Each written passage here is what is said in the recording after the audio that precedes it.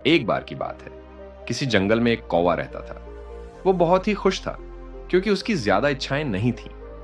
वह अपनी जिंदगी से संतुष्ट था। लेकिन एक बार उसने जंगल में किसी हंस को देख लिया और उसे देखते ही सोचने लगा कि यह प्राणी कितना सुंदर है। ऐसा प्राणी तो मैंने पहले कभी नहीं देखा।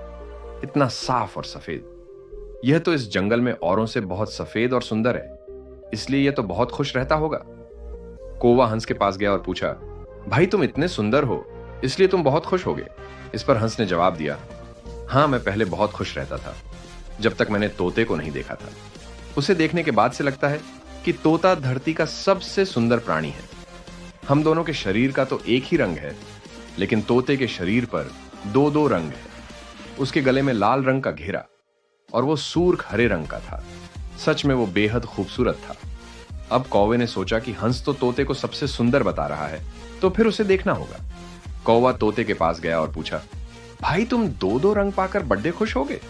इस पर तोते ने कहा, हाँ मैं तब तक खुश था जब तक मैंने मोर को नहीं देखा था।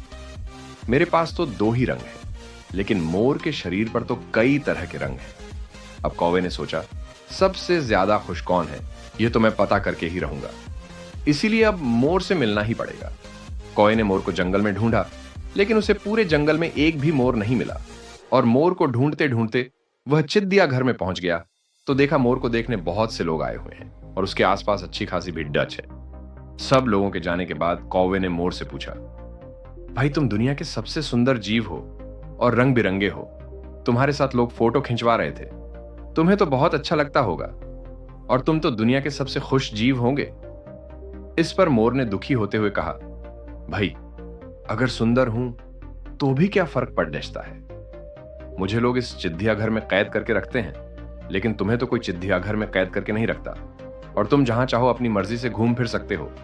इसलिए दुनिया के सबसे संतुष्ट और खुश जीव तो तुम्हें होना चाहिए, क्योंकि तुम आजाद रहते हो। कौवा हैरान रह गया, क्योंकि उसके जीवन की अहमियत कोई दूसरा बता गया। दोस्तों, ऐसा ही हम लोग भी करते हैं। हम अपनी खुशियों और गुणों की तुलना दूसरों से करते हैं, ऐसे लोगों से जिनका रहन सहन का माहौल हमसे बिल्कुल अलग होता है।